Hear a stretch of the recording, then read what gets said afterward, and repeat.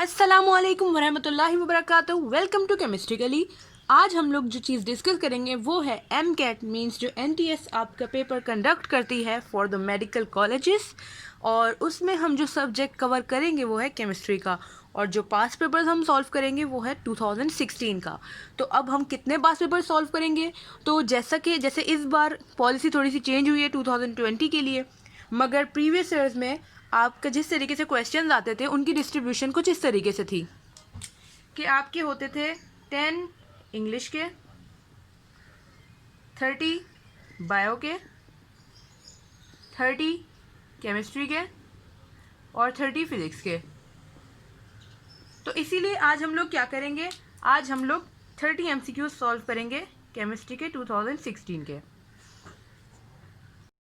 तो अगर मैं इस सवाल को सॉल्व करते हैं, पहला क्वेश्चन है हमारा ये, हम इसमें पढ़ते हैं, हमारे पास गिवन है consider the following reaction N2 + O2, और ये क्वेश्चन आप देख सकते हैं, the original concentration of nitrogen and oxygen were 0.1 m each, calculate the concentration of NO at equilibrium. तो अगर मैं इसको देखूँ, ये इस तरह की कोई हमारे पास इक्वेशन बनती है जिसमें इन्होंने हमें 0.1 N की कंसंट्रेशन गिवन की है, O की कंसंट्रेशन गिवन की है और NO2 की नहीं गिवन की है। तो अगर मैं इसको केसी के फॉर्मूला में लिखूँ तो केसी का फॉर्मूला किस तरीके से होगा, जैसा कि हमें पता है यहाँ पे प्रोडक्ट आता है और नीचे हमारे पास द कंसंट्रेशन ऑफ रिएक्टेंट आती है। ठीक है, अब अगर मैं इसको इसमें पुट करूँ, ये तो हर स्टूडेंट को पता ही होगा।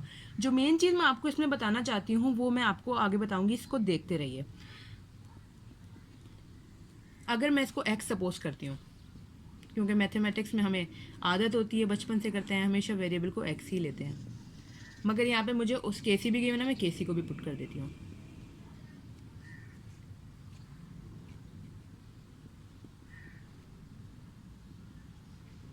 ठीक है, ये मेरे पास एक इक्वेशन बन गई जिसमें से मुझे x की वैल्यू निकालनी है। ठीक है, तो यहाँ पे एक बात याद रखिए कि सवाल को यहाँ पे आपको कैलकुलेटर अलाउड नहीं है, और आप हैं मेडिकल के स्टूडेंट, मीन्स आप फ्रीक्वेंट भी नहीं है मैथमेटिक्स में। यहाँ आपकी मैथमेटिक्स स्ट्रॉन्ग हो ना हो मैटर नहीं करता, आपकी बेसिक मैथमेटिक्स स्ट्रॉन्ग होनी चाहिए। बेसिक मैथमेटिक्स में, मेंटल मैथ्स में, और ये जितनी भी मैथ्स होती हैं इनमें सब में बहुत फ़र्क होता है। बेसिक मैथ्स का मतलब क्या होता है, आपको बिल्कुल छोटे छोटे रूल्स पता होने चाहिए, मल्टीप्लिकेशन का और डिवीजन का, एडिशन का, सिंपली बॉड मास। ओके, इस पे आपको टोटल कमांड हासिल होनी चाहिए, जो कि आप मैट्रिक तक पढ़ते आते हैं। अब यहाँ पे जो मैं मेन चीज़ आपको बताना चाहती हूँ वो ये कि देखिए, अपने सवाल को कंसाइज करें, एक्यूरेट नहीं, कंसाइज करें। अगर आप एक्यूरेसी के पीछे जाएंगे तो आप सवाल को लेंदी भी कर देंगे और कॉम्प्लिकेटेड भी कर देंगे। आपको सवाल को आसान करना है, इजी करना है। ठीक है, इसका मतलब क्या है, देखें, मुश्किल चीज़ छोटी हो टाइम ज़्यादा लेगी, ठीक है, शॉर्ट सॉल्यूशन होगा, मुश्किल होगा। आसान सॉल्यूशन अगर लेंदी भी हो तो वो जल्दी हो जाएगा। इसकी एग्जांपल अगर मैं इस तरीके से दूं, मेरे घर से सीव्यू जाना का रास्ता है फॉर एग्जांपल, अगर मैं उसको एक पर्टिकुलर रास्ते से जाती हूँ तो वो बहुत करीब है मेरे घर से सीव्यू, लेकिन बहुत जो है वो ख़राब रास्ता है, मुझे बहुत ज़्यादा टाइम लगता है, ट्रैफिक होता है, नैरो रोड्स होती हैं, ख़राब रोड्स होती हैं, मुझे 1 घंटे से भी ज़्यादा लग जाता है।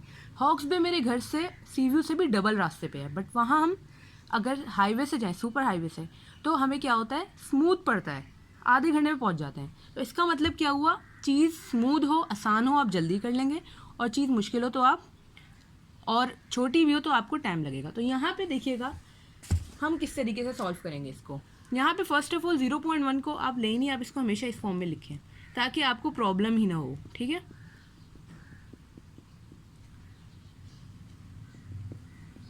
ठीक है, ये बन गए आपके पास। अब इन सबको मल्टीप्लाई कर दें।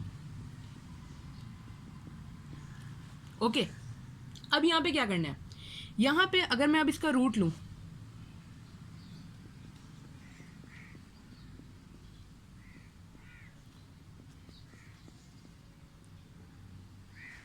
मीन्स मुझे अब 1000 का रूट चाहिए। यहाँ पे एक बात याद रखिएगा, यहाँ पे आप अपने सवाल को अपने हिसाब से मॉडिफाई कर दें, क्योंकि आपको क्या करना है, एक मीन्स राउंड ऑफ करके वैल्यू को चलना है अपनी। ठीक है, तो अब मैं यहाँ पे क्या करूँगी, देखें, मुझे पता है 10 × 10 होता है 100, नहीं ये रूट नहीं हो सकता 1000 का। 20 × 20 क्या होता है 400, 30 × 30 क्या होता है 900। ओके, और 40 इंटू 40 क्या होता है 1600। तो मेरी जो वैल्यू है 1000 वो किसके बीच है 900 और 1600 के बीच है, बट ज़्यादा नियर टू किसके है 900 के। तो मैं सपोज कर लूँगी जो मेरा क्वेश्चन है 1000 को मैं 900 कंसीडर कर लूँगी, इतना फ़र्क नहीं पड़ेगा, ठीक है। तो अब मैं कंसीडर कर रही हूँ x इज इक्वल टू 1/900 का रूट, जो कि इवेंचुअली क्या बनता है 1/30, बिकॉज 900 का जो स्क्वायर रूट होता है वो 30 होता है।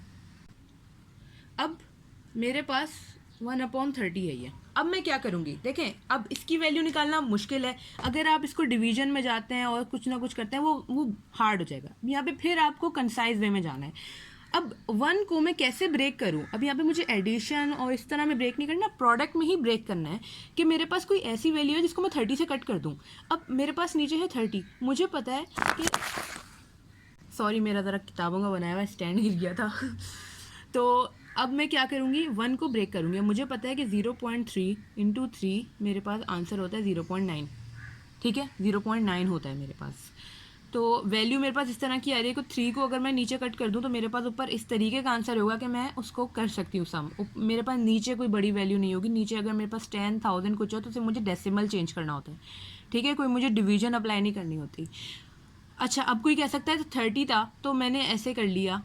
मैं इसके लिए आपको एक और चीज़ बता दूं कि अगर फॉर एग्जांपल मेरे पास 1/50 होता और मेरे पास ऊपर 1 होता तो जाहिर सी बात है मैं उसको ऐसे डिवाइड करती कि मेरे पास ऊपर 5 आए, ठीक है। ये चीज़ आपको भी आगे समझ आ जाएगी। तो मैं इसको कन्वर्ट कर दिया अपने, ये इसको अलग रखें रफ कॉपी को, 0.3 इंटू 3/300, ठीक है, ये हो गया 3 1 ज़ा 3 10 ज़ा। अब देखिएगा सॉल्यूशन क्या बनता है 0.3/10, और अपॉन 10 का मतलब क्या होता है डेसिमल प्लेस को एक लेफ्ट साइड पे मूव कर दें, मीन 0.3 है आपके पास तो उसको यहाँ ले जाएं, तो आपके पास x की वैल्यू क्या आ गई 0.003। और आपके पास जो सॉल्यूशन में मीन्स जो ऑप्शंस गिवन है, ठीक है, वो हैं ऑप्शंस गिवन है ये 5। तो इसमें से हमारा आंसर किसके नियरेस्ट है, हमारा आंसर क्या है आपको याद होना चाहिए 0.003। तो हमारा जो आंसर है वो नियरेस्ट है ए के, और यही करेक्ट आंसर है, ठीक है। तो इस तरीके से आपको मैथ्स के ये चीज़ यहाँ पे कम होगी, केमिस्ट्री में, फिजिक्स में ज़्यादा होगी। तो अपने सवाल को जितना आप राउंड ऑफ कर सकते हैं उतना करें ताकि वो सिंपल हो जाए और आपको किसी कॉम्प्लिकेशन में जाने की ज़रूरत ही ना पड़े और आप नियरेस्ट पॉसिबल आंसर को टिक कर दें, ठीक है। सेकेंड क्वेश्चन हम देखते हैं, उसमें है the geometry of H2S and its dipole moments are. तो सबसे पहले H2S के स्ट्रक्चर को देखते हैं कि वो किस तरीके का है। तो H2S का जो स्ट्रक्चर होता है वो कुछ इस तरीके का होता है कि ये सल्फ़र का हमारे पास कंपोनेंट होता है और जो 2 H होते हैं वो इस तरीके से अटैच होते हैं and it has 2 lone pairs two, ठीक है। तो सबसे पहली बात डाइपोल मोमेंट एग्जिस्ट करेगी क्योंकि एंगुलर पोजीशन है हमारे सारे बॉन्ड्स की, ठीक है, ये एक दूसरे को कट नहीं कर रहे, ठीक है, इसको हम बॉन्ड कंसीडर नहीं करेंगे बिकॉज इनका इससे ताल्लुक नहीं है। कोई कहे कि नहीं ये और ये इससे कट हो सकता है, नहीं ऐसा नहीं हो सकता, ठीक है। और दूसरी चीज़ ये है कि नॉन ज़ीरो होती है, मीन्स और एंगुलर है, फर्स्ट ऑफ ऑल एंगुलर है और नॉन ज़ीरो, तो हमारा ऑप्शन क्या होगा ए, जैसे कि आप इसमें देख सकते हैं। थर्ड क्वेश्चन है which one of the following metal is most abundant in earth's crust. तो ये तो बिल्कुल एक बेसिक सा सवाल है और इसमें कोई कैलकुलेशन कोई डीप नॉलेज नहीं है, तो इसका आंसर बेसिक है एल्युमिनियम।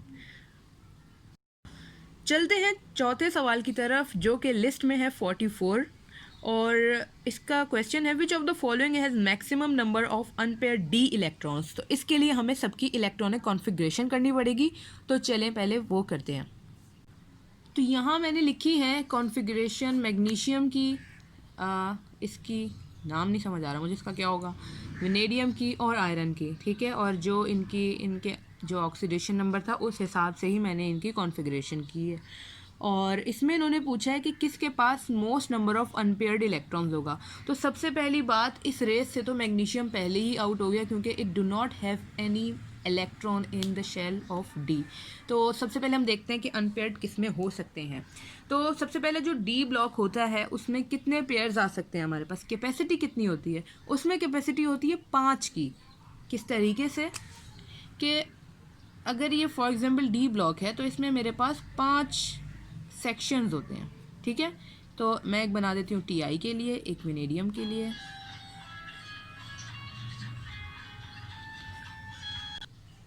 और एक अपने आयरन के लिए,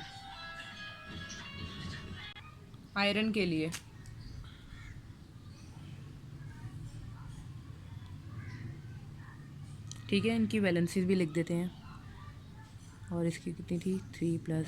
ओके, तो अब मेरे पास जो ये टी आई है इसके मेरे पास 3, जो डी है उसमें सिर्फ एक इलेक्ट्रॉन है। तो अगर मैं उसकी फिलिंग करूँ तो किस तरीके से होगा, जस्ट 1, ठीक है। तो मीन्स इसके पास एक अनपेयर्ड इलेक्ट्रॉन है, ठीक है, यूपी कह देते हैं, अनपेयर्ड। और अगर मैं इसकी बात करूँ वेनेडियम की, तो मेरे पास हैं 2 इलेक्ट्रॉन्स, ओके।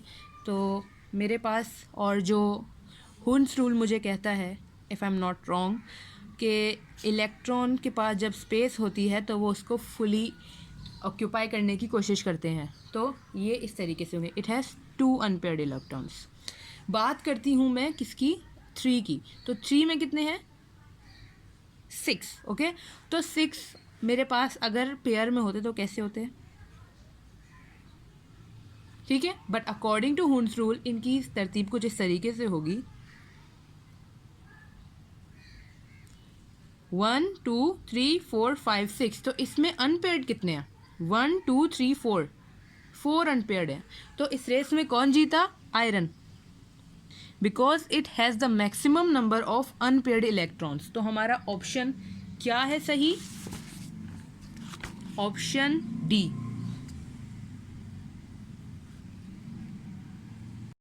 फिफ्थ क्वेश्चन हम देखते हैं, जैसा कि आप पढ़ सकते हैं इसमें कि क्वेश्चन आप इसको रीड कर लीजिए अच्छे तरीके से, और मैं इसको यहाँ पे लिखती हूँ, ठीक है। अच्छा, क्वेश्चन में इन्होंने पूछा है कि this is the functional isomer of. तो अगर मैं इसको आप काउंट करना शुरू करें, फर्स्ट ऑफ ऑल मैंने क्या कहा था, जब भी आइसोमर का सवाल आए तो आपको क्या करना है, आपको हमेशा काउंट करने हैं number of carbons, number of hydrogen और नंबर ऑफ ऑक्सीजन। इससे एक्यूरेट आंसर, एक्यूरेट नहीं मतलब इससे फ़ौरन से आंसर तो नहीं मिलेगा, कहीं कहीं मिल भी जाएगा, लेकिन ज़्यादा चांसेस ये होंगे कि आपकी चॉइस कम हो जाएगी। मीन्स आप 4 में से अभी हम लोग करेंगे तो आपको पता चलेगा कि मैं क्या कहना चाह रही हूँ। तो मेरे पास ये सारे ऑप्शंस गिवन है, जैसा कि आपने पिक्चर में भी देखा होगा। तो अगर मैं इन सब के काउंट करूं, आप अलग से भी कर लीजिएगा, मैंने किए हुए हैं तो मैं डायरेक्ट लिख देती हूँ कि जो ए है हमारे पास, ए में हमारे पास हैं सी कार्बन 5 हैं, एच हमारे पास 10 है, और हमारे पास ओ ऑक्सीजन है 1, ठीक है। बी में हमारे पास कार्बन है 4, हाइड्रोजन कितने हैं हमारे पास 1 2 3 4 5 6 7 8 9 10, ठीक है 10, और ओ कितने हैं 1। तो यहाँ पे मैंने हाइड्रोजन काउंट ही नहीं किया था क्योंकि मेरे सी की वैल्यू ही आउट हो गई थी, तो आगे मैच भी कर जाए तो क्या फ़र्क पड़ता है। तो सी पे आते हैं हम, तो सी पे मेरे पास कितने हैं, C5 हैं, H10 है, और O1 है, ठीक है। ये भी और ये भी अच्छे कॉम्पिटिटर्स हैं जवाब के लिए, और इसमें सी मेरा 6 है, तो आगे मैं देखूंगी नहीं क्योंकि ये तो हो ही नहीं सकता, ठीक है। मुझे यहाँ से एक चीज़ पता चल गई कि बी और डी तो है ही नहीं। अब मैं देखती हूँ मेरे क्वेश्चन की क्या रिक्वायरमेंट्स थी। मेरे क्वेश्चन में मुझे क्या क्या चाहिए था, आप इसको देख सकते हैं। इसमें सी कितने हैं 5, ठीक है, एच कितने हैं 10, और ओ कितना है 1। तो इन दोनों क्राइटेरियाज पे मेरा ए और सी पूरा उतर रहा है, बट मेरा आंसर क्या होगा। तो अगर मैं इनकी शक्ल अच्छे तरीके से देखूं, इन्होंने क्या पूछा है, फंक्शनल आइसोमर। तो यहाँ पे जो मेरा ए है ये एल्डिहाइड है, ठीक है, ये मेरे पास एक एल्डिहाइड कंपाउंड है, और सी जो है मेरा वो एक कीटोन है, मतलब जो मेरा क्वेश्चन है वही मेरा सी है। अब इन्होंने पूछा फंक्शनल आइसोमर। फंक्शनल आइसोमर की अगर मैं बात करूँ तो सादा जबान में समझे कि कज़न कौन है इसका। अब कीटोन कीटोन का कज़न तो नहीं हो सकता ना, कीटोन तो कीटोन का भाई है, एक भाई अपने भाई का कज़न कैसे हो सकता है। तो इसीलिए जो सी है वो इसीलिए आंसर नहीं हो सकता क्योंकि ये भी कीटोन ही है, बट उन्होंने फंक्शनल आइसोमर पूछा है, तो इसलिए सी भी नहीं होगा। तो हमारा आंसर क्या हुआ, ए।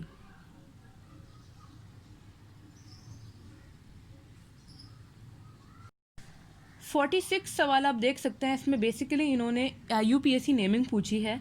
तो अगर हम लोग अपने स्ट्रक्चर को ड्रॉ करें तभी हम लोग इसका जवाब का अंदाज़ा लगा सकते हैं। तो चलें मैं ड्रॉ करती हूँ, जब तक मैं वीडियो पॉज कर दूँ ताकि टाइम ज़ाया ना हो।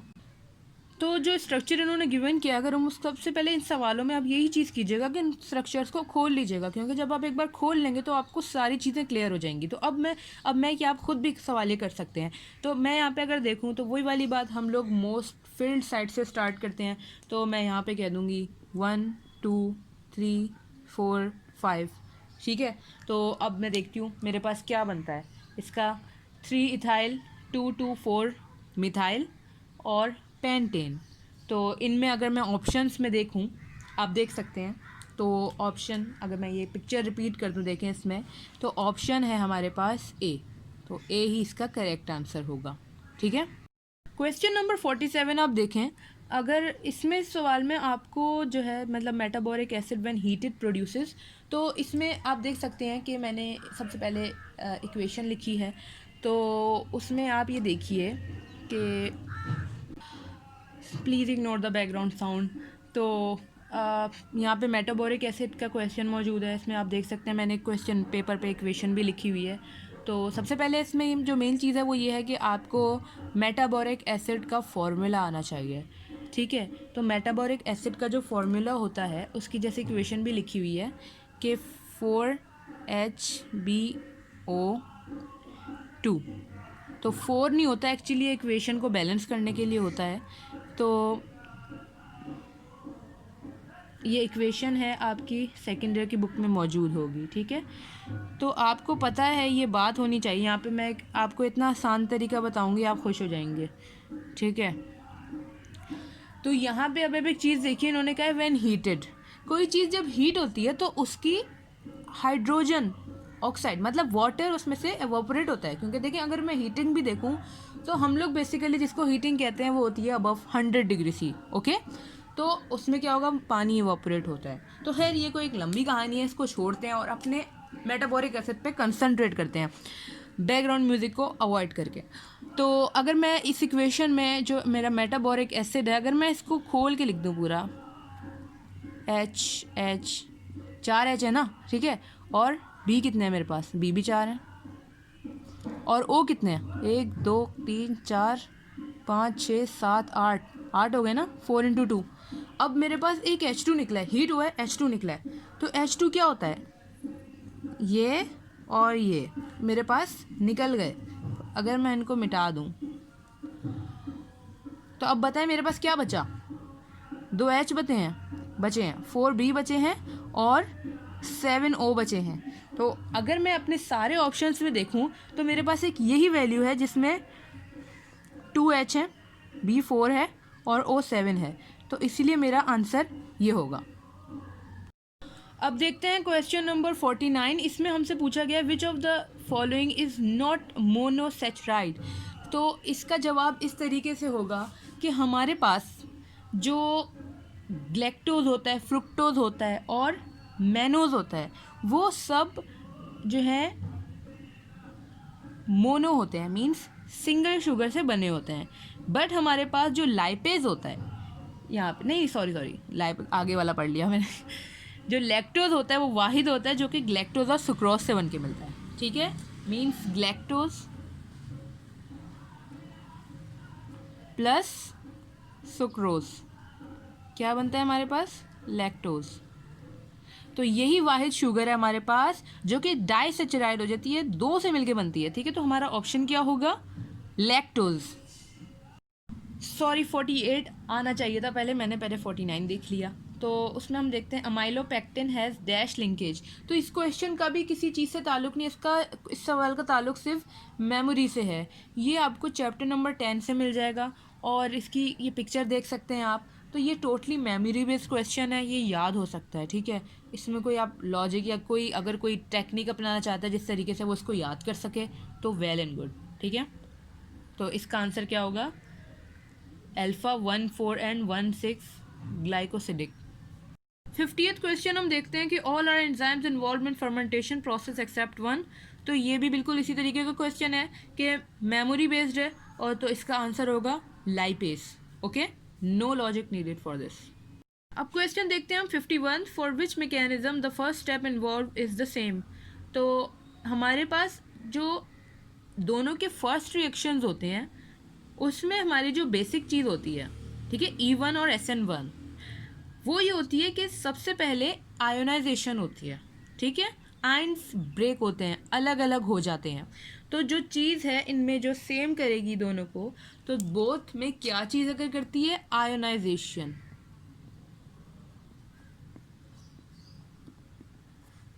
सॉरी मेरी राइटिंग वैसे ही बुरी है, इस पर और गंदी होती है। तो आयोनाइजेशन हमारा ऑप्शन होगा करेक्ट। तो इसलिए हमारे पास जो सेम है कैरेक्टरिस्टिक वो सिर्फ E1 और SN1 में होती है, और वो है आयोनाइजेशन, ठीक है। बाकी किसी दो रिएक्शन में कोई भी स्टेप सेम नहीं होता। ओके, क्वेश्चन नंबर 52 देखते हैं। इसमें all are dehydrating agent for alcohol to produce alkene except. तो हमारे पास जब भी अल्कीन डिहाइड्रेट होता है, मीन्स अल्कोहल को हम लोग डिहाइड्रेट करेंगे तो हमारे पास अल्कीन बनता है। ओके, मीन्स हम उससे OH ले लेते हैं तो वो अपने पास ही एक बॉन्ड बना के अल्कीन। खैर ये तो बात की कहानी है। होता है क्या, तो हमारे पास ओनली स्ट्रॉन्ग एसिड्स के पास जो होती है और कंसनट्रेटेड एसिड्स के पास ये कैपेसिटी होती है कि वो OH का जो हमारे पास सब्सटेंस है वो उससे ले लें, ठीक है। तो यहाँ पे जितने भी हमारे पास एसिड्स की बात हो रही है वो स्ट्रॉन्ग है, तो उनमें जो सबसे वीक होगा वो डाइल्यूट H2S ही होगा, बिकॉज डाइल्यूट है तो उसकी कैपेसिटी कम हुई हुई है। और तो बस ये चीज़ें हमारे पास, इसका आंसर भी डाइल्यूट H2SO4 होगा। 53 क्वेश्चन हम देखें, ये तो बिल्कुल बेसिक क्वेश्चन है, 9 क्लास का क्वेश्चन है। At the end of the periodic table dash are found. तो इसका आंसर है simply noble gases. Question number 54 देखते हैं। Which of the following element is needed to add in the given diagram to make it aromatic benzene. चलें इसको draw करके देखते हैं। तो ये हमारे पास स्ट्रक्चर ड्रॉ हो गया जो कि इन्होंने हमें गिवन कहा था, और इसके हम बॉन्ड्स पूरे कर देते हैं। तो इसमें इन्होंने कहा है कि इस जगह पे क्या होना चाहिए कि ये बेंजीन बन जाएगा। क्या हमारे पास H होना चाहिए, हाइड्रोजन होना चाहिए, OH होना चाहिए, CH होना चाहिए, या H2 होना चाहिए? इनमें से क्या होना चाहिए? तो हमें पता है कि बेंजीन बनाने के लिए यहाँ पे हमारे पास H होना चाहिए। तो ये भी एक बेसिक क्वेश्चन में से एक है। तो हमारा आंसर क्या होगा? Option number A। Question number 55 देखते हैं। तो ये एक fill in the blanks type का क्वेश्चन है, बट इसमें क्योंकि एरर आया था तो इसको डिस्कस करना फजूल है, क्योंकि इसमें कुछ ना कुछ हमारे पास ख़राबी ज़रूर होगी जिस वजह से एरर हो गया था। तो इसको डिस्कस क्या करना समझ नहीं आएगा, ठीक है। तो इसको हम लोग स्किप कर देते हैं। 56 क्वेश्चन है। The radius of third Bohr orbit is. तो इसका एक बेसिक सा फॉर्मूला होता है, अगर हम वो फार्मूला याद कर लें तो वो होता है कि RN is equal to 0.529 multiply by n square, where n is the number of Bohr orbit. इसमें अपॉन के यहाँ जी भी देखेंगे बट उसको छोड़ दें, ठीक है। वो जो है आपका वो अलग कहानी है, ठीक है। वो 1 की वैल्यू होती है तो वो इतना इशू नहीं है उसका। तो मीन्स यहाँ पे n आपका है क्या? Number of energy level. तो आपको अगर 3 पे लगाना है आंसर तो क्या होगा? 0.529 इंटू 3 स्क्वायर। तो इसलिए आपका आंसर क्या होगा? Option number D। Question number देखते हैं 57। The change in concentration of reactant or product per unit time is called. तो इसका आंसर सबसे पहले, अगर किसी को आंसर नहीं आ रहा तो वो देखिए गलत क्या क्या हो सकता है, ठीक है। वैसे तो अगर जिसको पता है फ़ौरन से रेट ऑफ रिएक्शन ही होगा, क्योंकि और बाकी क्या रेट इक्वेशन नहीं हो सकती, मतलब रिएक्टेंट ऑफ और प्रोडक्ट पर यूनिट टाइम, और रेट कांस्टेंट भी नहीं हो सकता। केसीज की फॉर्मूला वैल्यूज़ कुछ अलग होती हैं, ठीक है। और आपके पास रेट लॉ नहीं हो सकती, बोथ ए एंड डी, जब ए नहीं है डी भी नहीं है तो नहीं हो सकता। तो हमारे पास इसका क्या होगा, रेट ऑफ रिएक्शन के मतलब कंसंट्रेशन का जिक्र है पर यूनिट टाइम, तो सिंपल सी बात है इसका आंसर क्या होगा, option number B, rate of reaction. Question number 58, the internal energy of an ideal gas depends upon it, तो मॉलिक्यूलर साइज नहीं, प्रेशर ओनली नहीं, इंटरनल एनर्जी की बात हो रही है जो कि हमने थर्मोडायनेमिक्स में पढ़ी है, फिज़िक्स में सेकेंड ईयर में हमने पढ़ी है, और केमिस्ट्री में हमने पढ़ी है फर्स्ट ईयर में, ठीक है। तो जिसमें हम लोग फिज़िक्स में ज़्यादा डीपली पढ़ते हैं इस चीज़ को, तो उससे हम लोग इस बात का अंदाज़ा लगाएंगे इंटरनल एनर्जी का ताल्लुक जो सारा होता है वो होता ही टेम्परेचर चेंज से, और सारा टेम्परेचर से होता है, उसमें मॉलिक्यूलर साइज इन्वॉल्व नहीं होता है नहीं होता। अब कोई बच्चा गूगल पर सर्च करे, कहे भाई आपने तो कहा था इसका ताल्लुक नहीं होता, इसका ताल्लुक तो है ऐसे ऐसे, तो भाई इंटर लेवल की बात करी हूँ, इंटर लेवल पे मॉलिक्यूलर साइज का जिक्र नहीं है, प्रेशर का भी नहीं है, वॉल्यूम का भी नहीं है, ठीक है। टेम्परेचर का ओनली इस पर इफेक्ट होता है, ठीक है। तो आंसर क्या है, टेम्परेचर। क्वेश्चन नंबर 59 है कि how many chain isomers can be formed from alkane that is C6H14। तो इसको हम लोग ड्रॉ करते हैं सबसे पहले, फिर देखते हैं कि कितने हमारे पास सॉल्यूशन बनते हैं। तो यहाँ पे मैं ड्रॉ किए हैं मैंने चेन आइसोमर जितने पॉसिबल इसके बन सकते हैं। अब चेन आइसोमर में आपका डबल बॉन्ड इन्वॉल्व नहीं होगा, तो आप इसी के मीन्स अल्केन के ही आपको चेन आइसोमर बनाने हैं, तो हम देखते हैं कि क्या क्या बन सकते हैं। तो जाहिर से क्योंकि अल्केन है तो इसमें कोई double bond triple bond involve नहीं होगा इसके किसी भी आइसोमर में, ओके। तो हम लोग देखते हैं ये पहला, ये पॉसिबिलिटी हमारी, ठीक है। एच मैंने नहीं बनाया, वो तो सिंपल सी बात है, रिस्पेक्टिवली जिसको जितनी नीड होगी कार्बन को उस हिसाब से उसके साथ अटैच हो जाएंगे। उसके बाद हमारे पास सेकंड पॉसिबिलिटी ये है, थर्ड पॉसिबिलिटी ये है, फोर्थ ये है, और फिफ्थ ये है। तो इसका मतलब क्या है, इसके अलावा कोई मेरे पास नहीं बन सकता। कोई मुझे कहे कि आप सेकंड वाले का उठा के यहाँ लगा दें, तो मैं कहूँगी भाई बात तो एक ही हो गई। तो इसलिए मेरे पास कितनी पॉसिबिलिटीज़ बन गई इसकी मेरे पास पॉसिबिलिटीज़ बनी 5। तो मेरे पास आंसर क्या हुआ, answer is C. Question number 60, the ground state of an atom corresponds to the state of ground state. Simple सी बात है, वो वाली स्टेट जहाँ पे कोई चीज़ बिल्कुल भी एक्साइटेड नहीं होती है, इसकी लोएस्ट एनर्जी होती है, तो आंसर क्या होगा, minimum energy, that is option number B.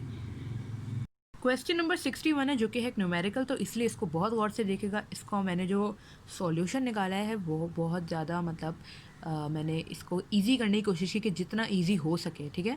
तो इसको लाजमी देखेगा और ज़रूर अपने फ्रेंड से शेयर कीजिएगा इसके। तो सबसे पहले आपने क्वेश्चन जैसा कि पढ़ लिया होगा, sample of gas weighs 1.25 grams at 28 degrees C, occupying volume of 2.5 exponent 2 ml and its pressure is 715 torr. What is the molar mass in grams? तो चले सबसे पहले इसका डेटा फॉर्म करते हैं। तो यहाँ पे हम लोग देख सकते हैं हमें जो वैल्यूज़ गिवन है वो है W is equal to 1.5 grams, okay. Temperature given है जिसको हमने 301 का, जो कि मैंने कहा था कि चीज़ों को अपनी सहूलत से राउंड ऑफ करना, तो यहाँ पे हम इसको 300 डिग्री सेंटीग्रेड कंसीडर करेंगे। उसके बाद वॉल्यूम गिवन है और हमें गिवन है प्रेशर, और हमसे पूछा गया है molar mass, okay, molar mass पूछा गया है। तो हमें पता है कि हमारे पास फॉर्मूला क्या होता है,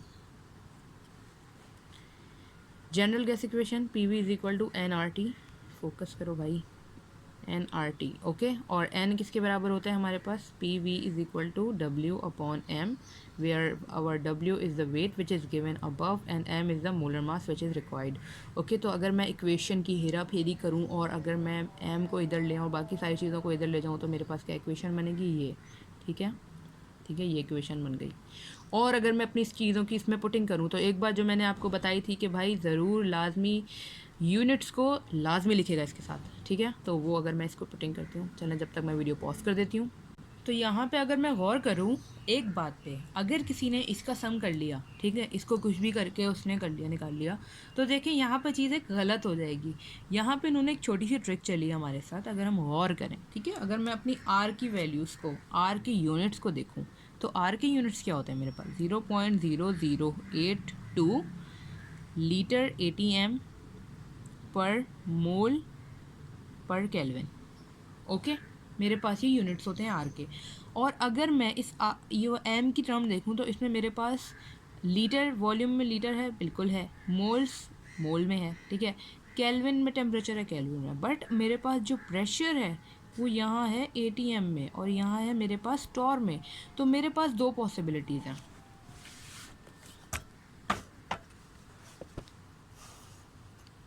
कि या तो मैं अपने 715 टॉर को एटीएम में कन्वर्ट कर दूं और फिर अपनी यही वाली वैल्यू यूज़ करना शुरू कर दूं। तो अगर मैं इसको करना स्टार्ट करती हूँ तो 1760 torr is equal to 1 ATM. तो ये जो डिवीजन है ये काफ़ी ट्रिकी है, ठीक है। तो मैं इस वाली तरफ नहीं जाऊंगी, या अगर किसी को इजी रख लिया तो वो जाए इस तरफ। दूसरा तरीका ये है कि मैं अपनी आर की वैल्यू को चेंज कर लूँ। अब कोई कहेगा आर की वैल्यू कैसे चेंज हो सकती है? तो देखें, आर की कोई एक वैल्यू नहीं होती, आर की बहुत सारी वैल्यूज़ होती हैं हर सिचुएशन के हिसाब से। तो अब यहाँ मैं देखूँ कि मैं अब दोनों को कंपेयर करती हूँ। अब मुझे क्या करना है, इसको चेंज करना है प्रेशर को। तो मुझे पता है 1 ATM is equal to 760 torr, ठीक है। तो यहाँ पे मुझे पता है कि भाई यहाँ डिवीजन करनी है, मल्टीप्लिकेशन करनी है। आप खुद बता दें कौन सा आसान होता है। सिंपल सी बात है, मल्टीप्लिकेशन आसान होती है, उसको परफॉर्म कर लें सिंपली। मीन्स आपको क्या करना है, 0.082, सॉरी ये 0082 नहीं 082 है, मल्टीप्लाई बाय 760 करना है। कोई कहेगा अभी तो ये भी मुश्किल है, तो भाई और आसान कर लो, इसको यहाँ ले जाओ, ठीक है। मीन्स 88.2, सॉरी 82 कर लो, ठीक है। 82 मल्टीप्लाई बाय 10⁻³ मल्टीप्लाई बाय 760। तो इसको तो करना आसान है ना। आप क्या करें, सिंपली ऐसे करें, ठीक है। 82 लिखें यहाँ पे और अपना वही 7 क्लास वाली, बल्कि क्या 3 क्लास वाली मल्टीप्लिकेशन कर लें, तो आपके पास सारे आंसर आ जाएंगे। तो मैंने किया हुआ जैसे कि मैं आपको दिखाती हूँ। यहाँ मैंने इसको इससे मल्टीप्लाई किया, ठीक है। तो मेरे पास ये वैल्यू आ गई। मीन्स मैंने इन दोनों चीज़ों को मल्टीप्लाई किया है, इन दोनों चीज़ों को। तो मेरे पास ये एज इट इज़ रह गया। तो मैं इसको यहाँ लिख देती हूँ, ठीक है। इसका मतलब क्या है, सिंपली मेरा जो पॉइंट यहाँ, इसको यहाँ से यहाँ उठा के लेके जाना है मुझे, ठीक है। तो मेरा आर की वैल्यू क्या आ गई, जो न्यू आर की वैल्यू मैंने निकाली है वो है 62.3, ठीक है, लीटर टॉर पर केल्विन और मोल। तो ये आपने न्यू आर की वैल्यू निकाल ली। अब इसको आप पुट करेंगे अपनी जनरल गैस इक्वेशन में और मॉलिक्यूलर मास निकालेंगे, ठीक है। तो हमारे पास मॉलिक्यूलर मास की इक्वेशन, अब यहाँ पे यूनिट्स लिखना ज़रूरी नहीं है क्योंकि जो यूनिट्स लिखने का जो वजह थी वो पूरी हो चुकी है। हमारे सारे यूनिट्स बैलेंस हैं, आप उनको बैलेंस करके भी देख सकते हैं, आंसर आपका ग्राम्स में आएगा, ठीक है। तो अब इसको हम लोग सॉल्व करेंगे और जो मैंने बात कही थी राउंड ऑफ वाली, उसको भी यहाँ अप्लाई करेंगे। तो कहाँ कहाँ हम लोग राउंड ऑफ कर सकते हैं चीज़ों को, तो वो ये है, एक मुझे 60 अच्छा कैंडिडेट नज़र आ रहा है और एक नज़र आ रहा है मुझे 75। तो इसको हम लोग जितना हो सकता है राउंड ऑफ कर देंगे। Mean 1.25 multiply by 60 multiply by 300 upon 0.25 multiply by 700, ठीक है। समझ आ गई ये बात कि 715 को मैंने 700 कंसीडर कर लिया और 62.3 को मैंने 6 कंसीडर कर लिया।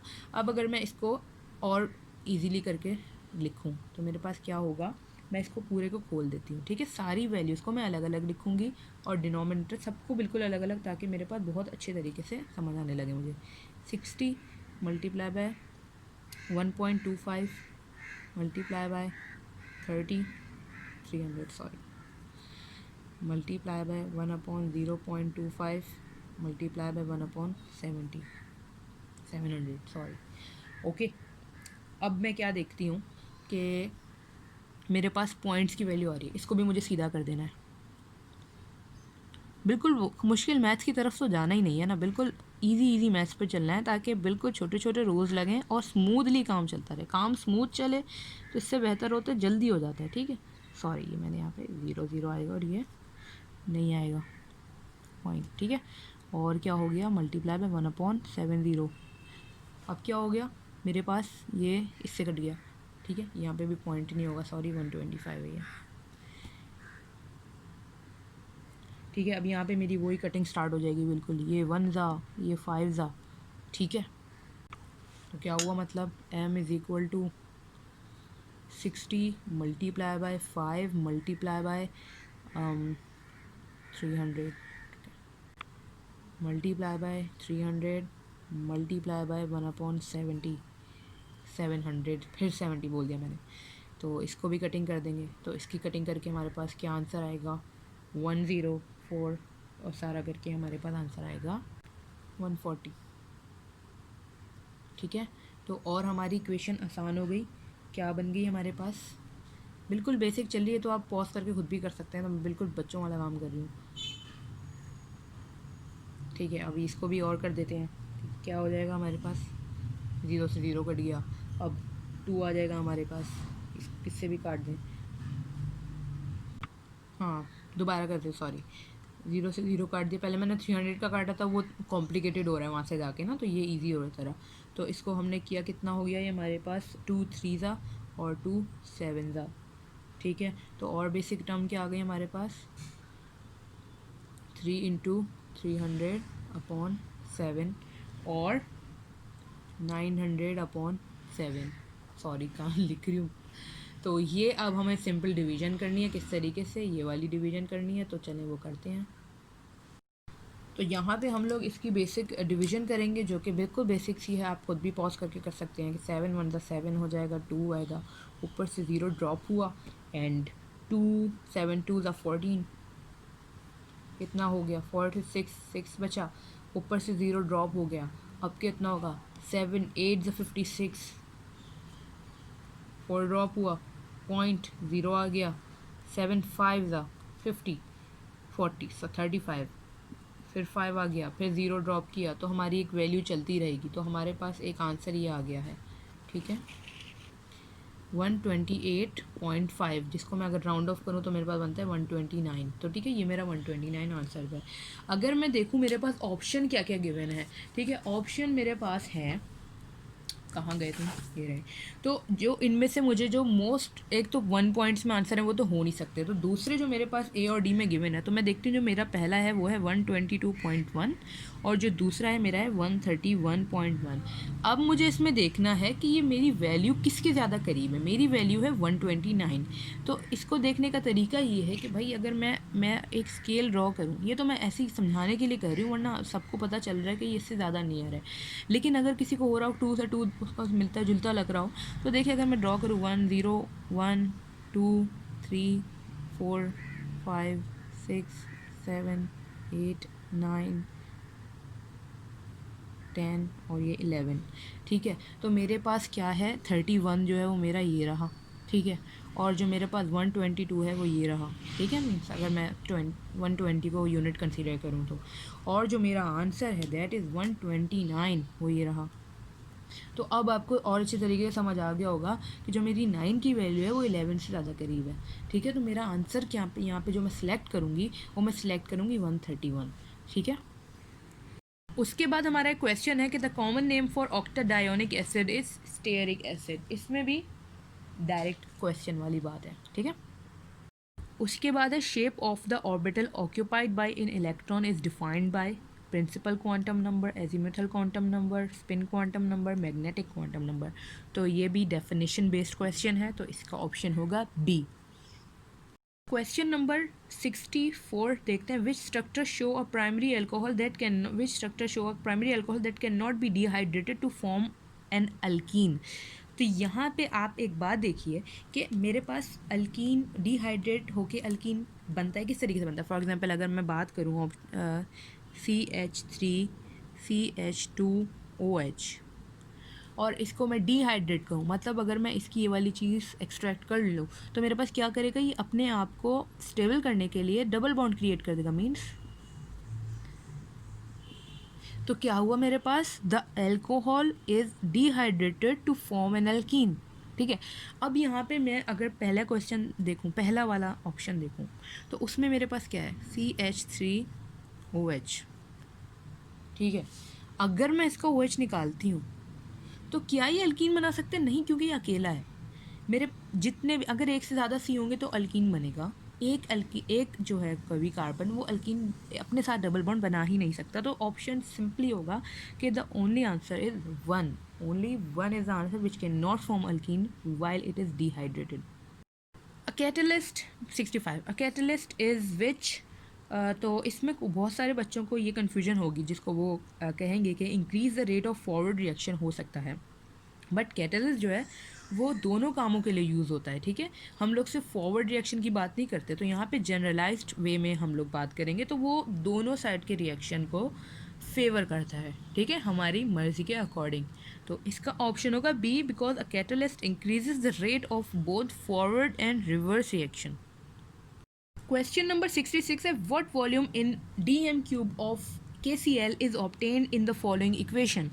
तो इस सवाल में हमारे पास जो कि इक्वेशन गिवन है, इसमें हमें इन लोगों ने 2KClO3 दिया है और 2KCl प्लस 3O2। तो ये बहुत बेसिक क्वेश्चन है, बहुत सारे लोग इसमें फंस जाएंगे कि इसमें हमें जो है इसकी वॉल्यूम 2 है, 2 इसका 3 है। तो हम जैसे कि वॉल्यूम फर्स्ट ईयर में वॉल्यूम स्टेशियोमेट्री जब आपने पढ़ी थी, तो उसमें हमारे पास एक लॉ होती है जिसकी मैं आपको ये दिखा देती हूँ पिक्चर, कि ये लॉ स्टेट करती है कि हमारे पास जो भी जितनी भी स्पीशीज़ के वॉल्यूम सेम होता है जब उनके नंबर ऑफ मॉलिक्यूल सेम होता है। अगर मैं यहाँ पे चीज़ एक बात और करूँ कि इसका 2 मोल्स हैं, 2 मोल्स का मतलब कि इसमें 2 इंटू 6.02 10 एक्सपोनेंट माइनस 23 मॉलिक्यूल्स होंगे और उतने ही इसमें होंगे, मीन्स एवोगाड्रो के डबल इनके मॉलिक्यूल सेम होंगे। इसका मतलब क्या है, इनकी वॉल्यूम भी सेम होगी, नंबर ऑफ़ मॉलिक्यूल सेम है तो वॉल्यूम भी सेम है। तो उस वजह से, और हम लोग वॉल्यूम में इसके मोल्स को ही फिर इसकी वॉल्यूम कंसीडर करते हैं, तो इसलिए इसका आंसर होगा 2 DM³ सिंपली। इसमें कोई जो ये थोड़ा सा कंफ्यूजिंग सवाल है इसलिए क्योंकि इसमें कुछ बच्चे क्या करेंगे, वो चले जाएंगे कि नहीं वो 22.4 DM³ होती है तो मल्टीप्लाई बाई है।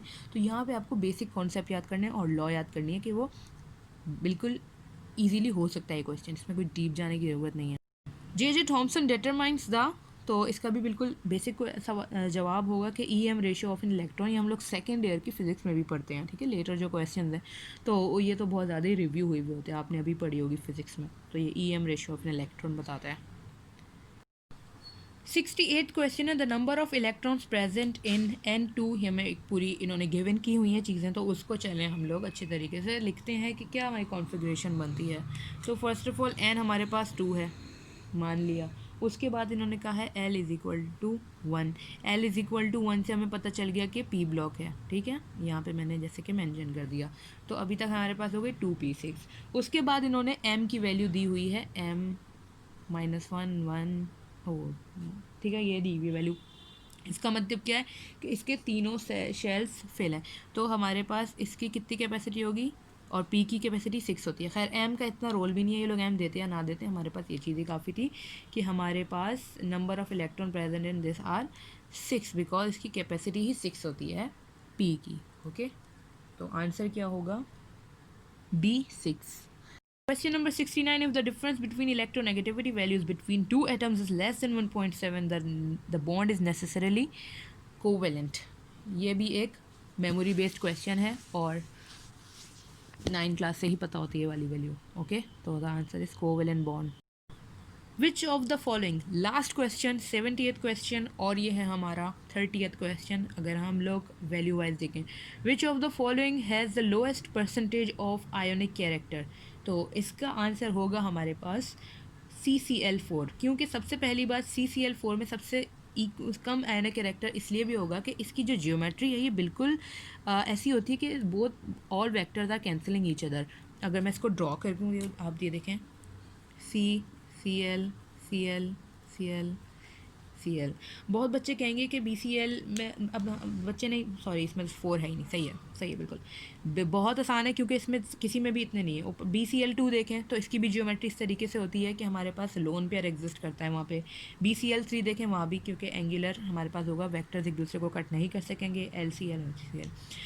तो सिंपल सी बात है, सबसे कम आयोनिक कैरेक्टर हमारा यही होगा।